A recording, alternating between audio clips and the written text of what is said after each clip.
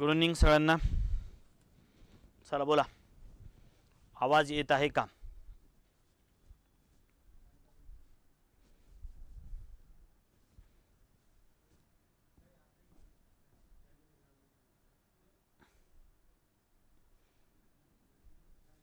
Okay. येणाऱ्या combine पूर्वपरीक्षेच्या दृष्टिकोनातून आपण संभाव्य प्रश्नाची मालिका सुरू केलेली आहे. या मालिकेतलं आजचं आपलं दुसरं लेक्चर आहे. महत्त्वाच्या 10 प्रश्नांचं विश्लेषण आज आपण घेणार आहोत.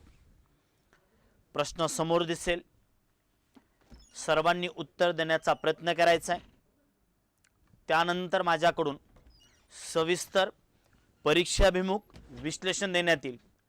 त्या विश्लेषणामध्ये किमान तुमचे 5 मुद्दे एकदम क्लिअर होतील. ओके, तर सुरू करूया आपण. चला, 11 नंबरचा प्रश्न. या आधीच्या लेक्चरमध्ये आपण 10 प्रश्न घेतलेले होते. हा 11 नंबरचा प्रश्न आहे. उत्तर देण्याचा प्रयत्न सगळ्यांनी करायचा आहे. तो पण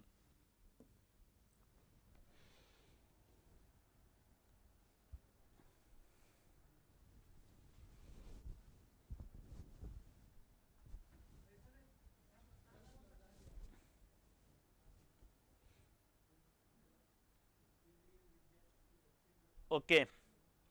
1 नंबर उत्तर येत आहे. चला बघूया. बघा,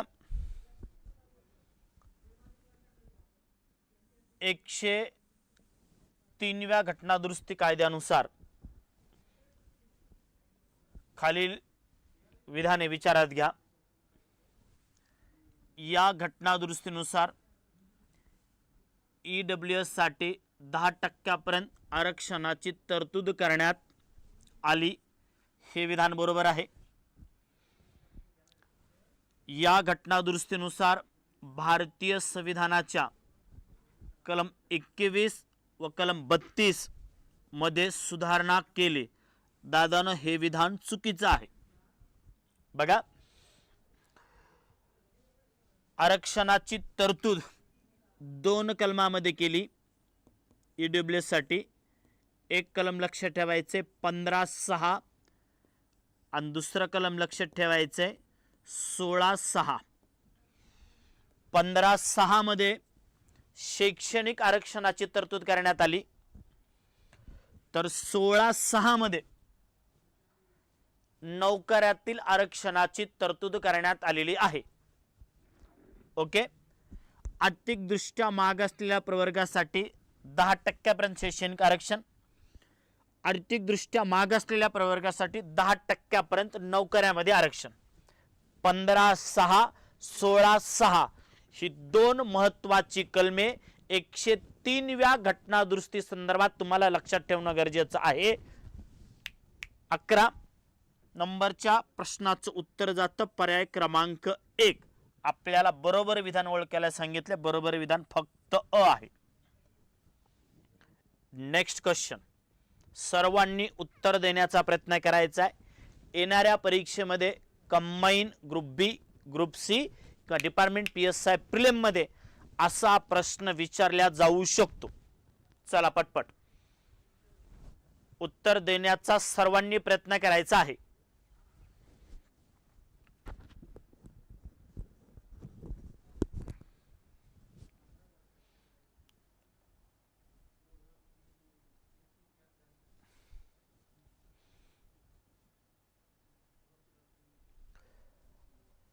प्रत्येक प्रश्न हा परीक्षाभिमुख आहे. विनाकारण अवघड आणि विनाकारण सोपे प्रश्न इथं आपण घेणार नाही आहोत. असेच प्रश्न घेणार जे परीक्षाभिमुख महत्त्वाचे असतील. बघूया. खालीलपैकी कोणते भारतीय राज्यघटनेतील मूलभूत कर्तव्य आहेत? बघूया. अ, आपल्या संमिश्र संस्कृतीच्या समृद्ध वारशाचे मोल जाणून तो जतन करणे. बरोबर आहे. वने, सरोवरे, नद्या, वन्यजीव सृष्टी यासह नैसर्गिक पर्यावरणाचे संरक्षण करून त्यात सुधारणा करणे आणि प्राणीमात्राबद्दल दयाबुद्धी बाळगणे हेही आपले मूलभूत कर्तव्य आहे. विज्ञाननिष्ठ दृष्टिकोन आणि मानवतावाद शोधक बुद्धी विकसित करणे हेही नागरिकाचं कर्तव्य आहे.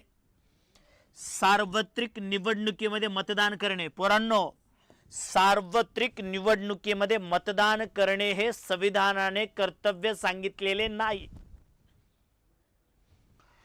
खूपदा या पॉइंटवर आयोगाने प्रश्न विचारला आणि खूपदा मुलं इथं चुकलेली की असं वाटतं सार्वत्रिक निवडणुकीमध्ये मतदान करणे हे आपलं कर्तव्य आहे, पण संविधानामध्ये जी 11 कर्तव्य सांगितलेली आहेत त्या 11 कर्तव्यामध्ये या कर्तव्याचा समावेश नाही. त्यामुळं या प्रश्नाचं उत्तर जातं पर्याय क्रमांक 3 अ ब क. हा मुद्दा परीक्षाभिमुख अतिशय महत्वाचा आहे. तुम्हाला काय काय लक्षात ठेवायचं इथं सांगतो. 1. सुरुवातीला मूलभूत कर्तव्य संविधानामध्ये नव्हती, पहिला पॉइंट लक्षात ठेवायचा. दुसरा पॉइंट, कोणत्या घटना दुरुस्तीनुसार मूलभूत कर्तव्याचा समावेश संविधानामध्ये करण्यात आला, तर 42व्या घटना दुरुस्तीनुसार 1976 मध्ये मूलभूत कर्तव्याचा समावेश संविधानामध्ये करण्यात आला.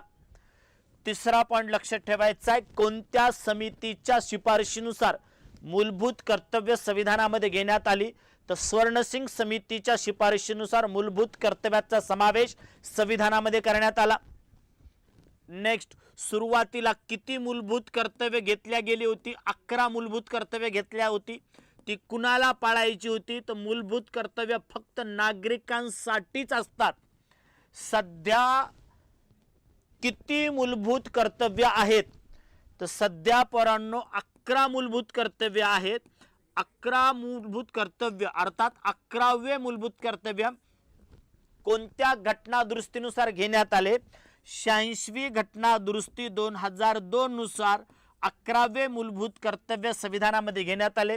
कोणत्या भागामध्ये मूलभूत कर्तव्याच्या तरतुदी आहेत, भाग घ्यायचा पोरांनो 4A. कोणत्या कलमामध्ये मूलभूत कर्तव्याच्या तरतुदी आहेत, कलम लक्षात ठेवायचे पोरांनो 51A. बघा एका प्रश्नामध्ये किती मुद्दे हायलाइट झाले.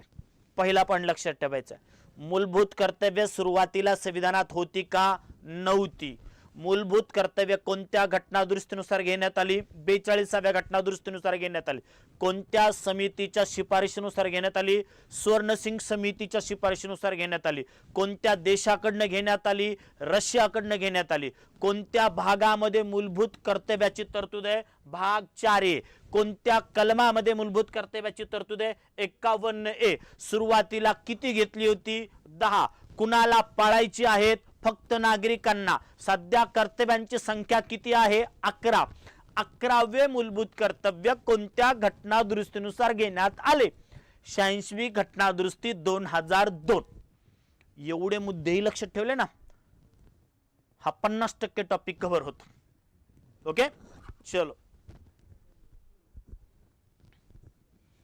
नेक्स्ट, कलर चेंज करूया. चला 13 नंबर प्रश्नाचं उत्तर द्या सगळ्यांनी.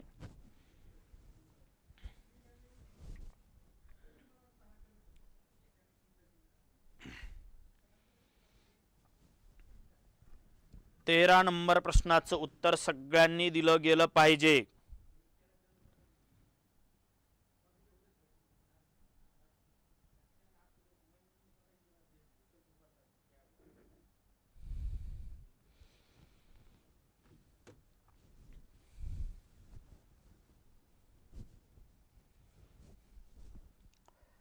सगळे प्रश्न परीक्षाभिमुख आहेत.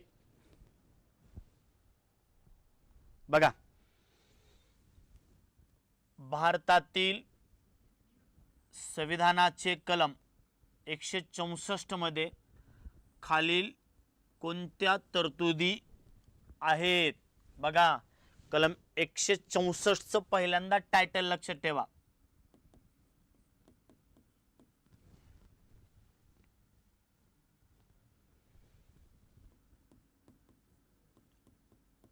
मंत्री परिषदेसंदर्भात इतर तरतुदी.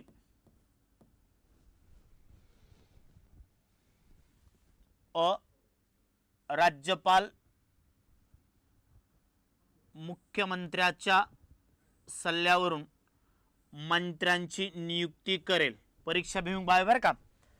राज्यपाल मुख्यमंत्र्याच्या सल्ल्यानुसार मंत्र्यांची नियुक्ती करेल. विधान बरोबर आहे. परीक्षाभिमुख बाब लक्षात ठेवायची. 164.1 मुख्यमंत्र्याची नेमणूक राज्यपाल करतात. मुख्यमंत्र्याच्या सल्ल्यानुसार इतर मंत्र्यांच्या नेमणुका राज्यपाल करतात. मंत्र्यांचे वेतन व भत्ते विधिमंडळ ठरवते. विधान बरोबर आहे. मंत्र्यांचे वेतन भत्ते विधिमंडळ ठरवतं. या दोन्ही तरतुदी 164 कलमामध्ये आहेत. राज्यपालाला सल्ला व मदत देण्यासाठी मुख्यमंत्र्याच्या नेतृत्वात मंत्री परिषद असेल. परंतु विधान बरोबर आहे. राज्यपालाला सल्ला व मदत देण्यासाठी मुख्यमंत्र्याच्या नेतृत्वात मंत्री परिषद असेल. मात्र हे विधान आहे परंतु कलम 163 मधलं. आपल्याला 164 कलमामधली विधानं विचारलेली आहेत, त्यामुळं इथं हे चुकीचं. राज्यातील मंत्र्यांची संख्या विधानसभेच्या सदस्य संख्येच्या 15% अधिक असणार नाही. दादानो हेही विधान बरोबर आहे. हे पण 164 मध्ये आहे. 164 कलमामध्ये अ, ब आणि ड ही 3 उदाहरणं आहेत आणि म्हणून आपलं उत्तर जातं पर्याय क्रमांक 2 अ, ब आणि ड. अ, ब, ड.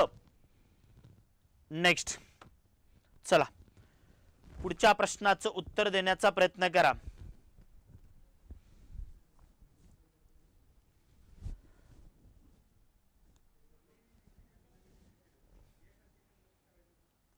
सगळ्यांनी व्यवस्थित प्रश्न वाचा, उत्तर देण्याचा प्रयत्न करा. हे सर्व प्रश्न तुम्हाला कंबाईन सोबत इतर परीक्षेमध्ये सुद्धा कामी येतील.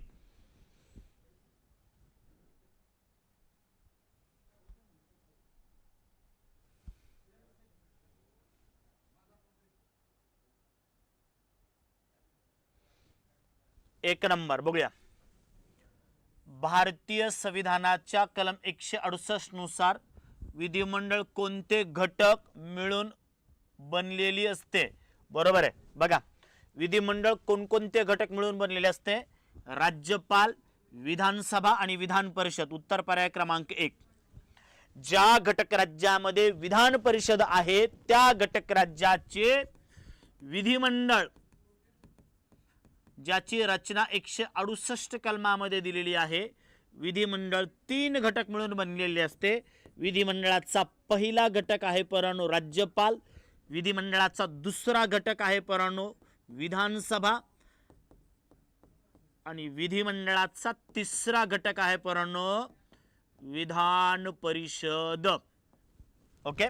168 कलम, विधिमंडळाची रचना, विधिमंडळाचे घटक किती? 3, राज्यपाल, विधानसभा आणि विधान परिषद.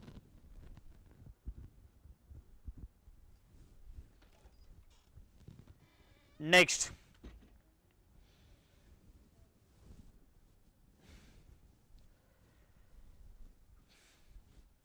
पुढचा प्रश्न. चला उत्तर देण्याचा प्रयत्न करा सगळ्यांनी. भारतीय संविधानाच्या कोणत्या कलमानुसार राज्य निवडणूक आयोग? भारतीय संविधानाच्या कोणत्या कलमानुसार राज्य निवडणूक आयोग? गट. तर पण याचं उत्तर आहे कलम 243 के. कलम 243 के नुसार आहे राज्य निवडणूक आयोग.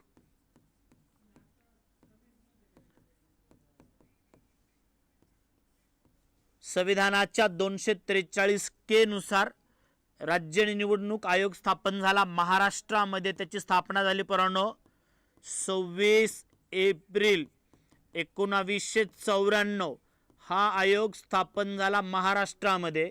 या आयोगाचा प्रमुख लक्षात ठेवायचा आहे. राज्य निवडणूक आयोगाचा प्रमुख हे स्थानिक स्वराज्य संस्थांच्या निवडणुकांचं वर्ष आहे. या आयोगावर येणाऱ्या परीक्षेमध्ये प्रश्न असू शकतो. राज्य निवडणूक आयोग संविधानाच्या कोणत्या कलमात? 243 के. 243 के नुसार महाराष्ट्रामध्ये राज्य निवडणूक आयोग कधी स्थापन झाला? 26 एप्रिल 1994. या राज्य निवडणूक आयोगाचा प्रमुख कोण असतो? त्याला म्हणतात राज्य निवडणूक आयुक्त. राज्य निवडणूक आयुक्त. या राज्य निवडणूक आयुक्ताची नेमणूक कोण करतं? असा पण प्रश्न विचारला जाऊ शकतो. तर राज्य निवडणूक आयुक्ताची नेमणूक राज्यपाल करतात. या राज्य निवडणूक आयुक्ताचा कार्यकाल किती वर्षाचा असतो? याचा कार्यकाल 5 वर्षाचा असतो. या राज्य निवडणूक आयुक्तांना आपल्या पदाचा राजीनामा द्यायचा आहे. ते आपल्या पदाचा राजीनामा कुणाकडे देतील? राज्यपालाकडे देतील. आणि सगळ्यात IMP पॉइंट पोरांनो, त्यांना पदावरून दूर करणे. राज्य निवडणूक आयुक्तांना कुणाप्रमाणे पदावरून दूर करतात? तर त्यांना उच्च न्यायालयाच्या न्यायाधीशाप्रमाणे पदावरून दूर करतात. सर, तुम्ही सर्व राज्य निवडणूक आयोग सांगितला. स्थापना 73व्या घटना दुरुस्तीनुसार झाली. 243K मध्ये त्याची तरतूद आहे. महाराष्ट्रात 26 एप्रिल 1994 स्थापन झाला. त्याचा प्रमुख राज्य निवडणूक आयुक्त असतो. त्याची नेमणूक राज्यपाल करतो.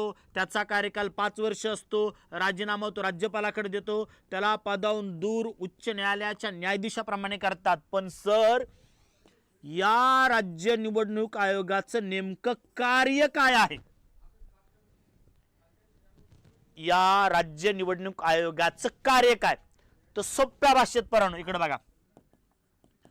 स्थानिक स्वराज्य संस्थेच्या निवडणुकीचे आयोजन करणे.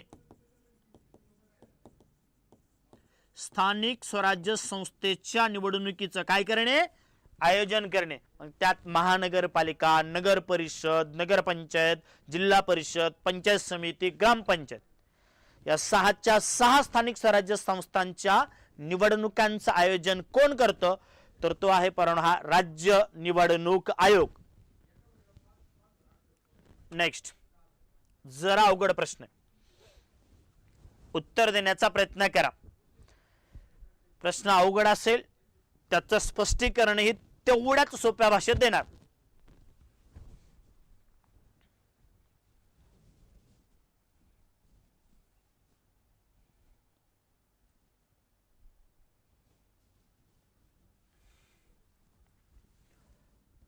खालील विधानांचा विचार करा.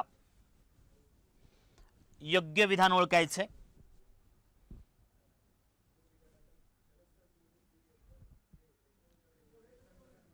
संविधानाच्या 164 कलमानुसार मुख्यमंत्र्याची नेमणूक राज्यपाल करतात.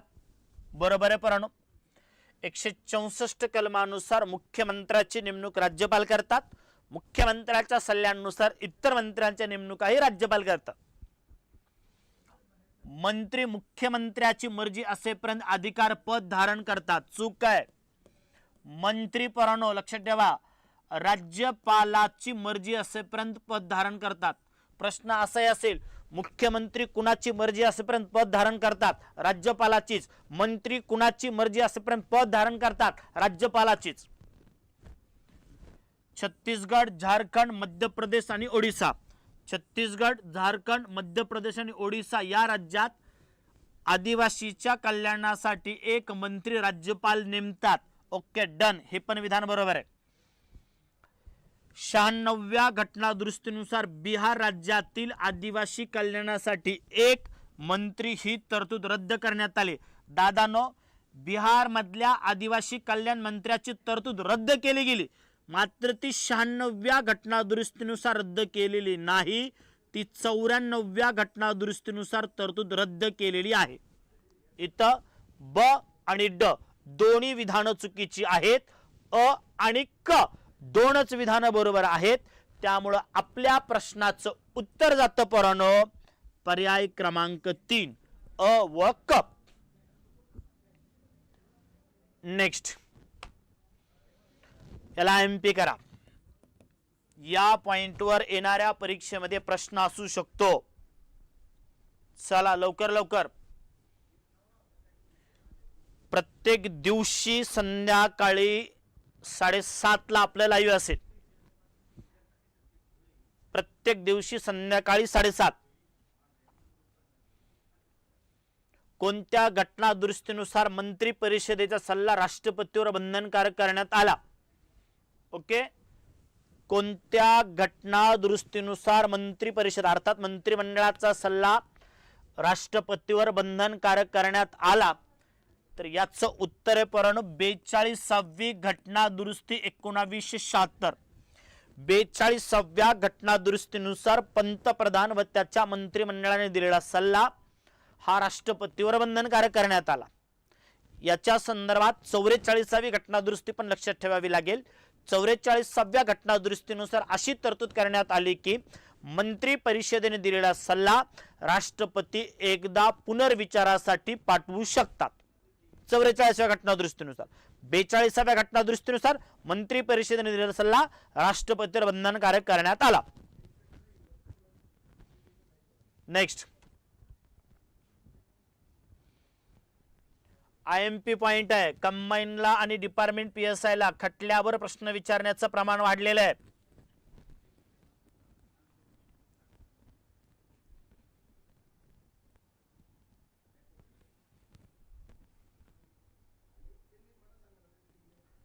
चला, आरक्षणावर 50% मर्यादा पुढीलपैकी कोणत्या खटल्यातील निर्णयानुसार लावण्यात आली आहे? खूप महत्वाचा मुद्दा चालू आहे. त्यामुळे स्थानिक स्वराज्य संस्थेच्या निवडणुकीवर सुद्धा टांगती तलवार आहे. अनेक राज्यांनी जे आरक्षण दिले त्याच्यावर पण टांगती तलवार आहे. 50% आरक्षणाची मर्यादा कोणत्या खटल्याने निश्चित केलेली आहे? त्याचं उत्तर आहे परंतु पर्याय क्रमांक 3 इंदिरा साहनी खटला. इंदिरा साहनी खटल्यानुसार सर्वसाधारण स्थितीमध्ये तुम्हाला 50% अधिकच्या आरक्षणाची मुदत घेता येणार नाही किंवा 50% अधिकचं आरक्षण देता येणार नाही. इंदिरा साहनी खटला 1992. नेक्स्ट IMP पॉइंट आहे. परीक्षेत प्रश्न असेल परंतु इकडं चला पटपट उत्तर सगळ्यांनी द्यायचे.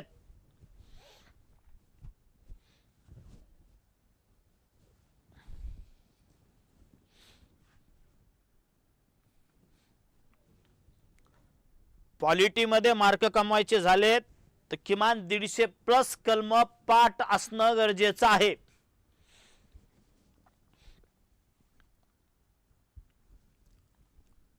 योग्य जोड्या जुळवा.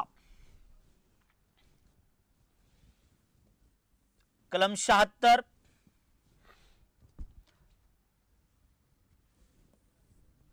महान्यायवादी. कलम 81 लोकसभेची रचना. कलम 214 उच्च न्यायालय. कलम 78 पंतप्रधानाची कर्तव्य. 4 3 2 1 4 3 2 1 याचं उत्तर जाईल पर्याय क्रमांक 1. बरोबर. कलम हेडिंग 100% पाठ ठेवण्याचा सर्वांनी प्रयत्न करायचा आहे. आजचा शेवटचा प्रश्न. चला, प्रश्न हे परीक्षाभिमुखच असतील. मी पुन्हा सांगतोय विनाकारण अवघड असणार नाहीत आणि विनाकारण खूप सोपे असणार नाहीत.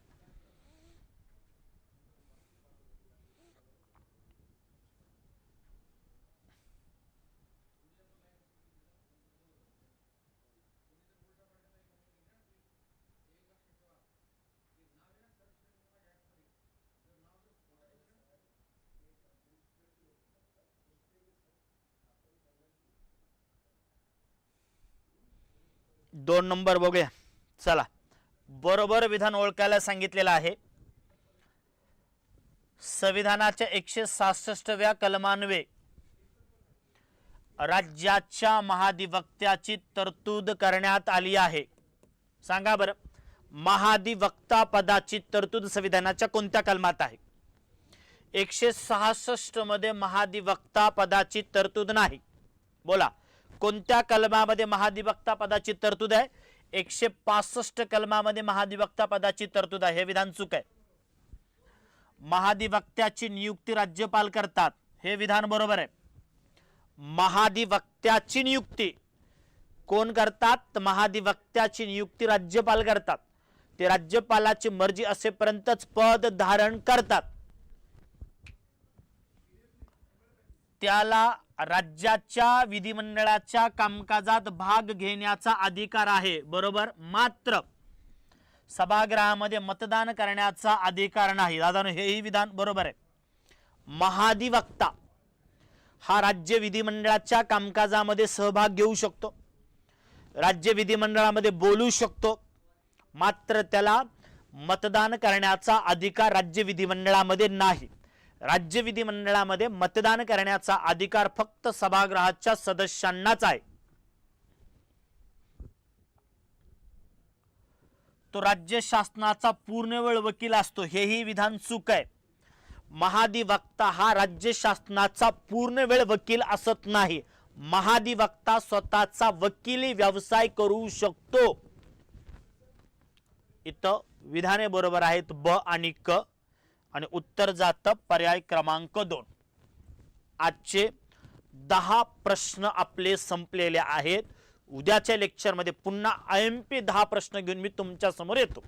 बोला, शिकवलेलं सर्व समजत आहे का?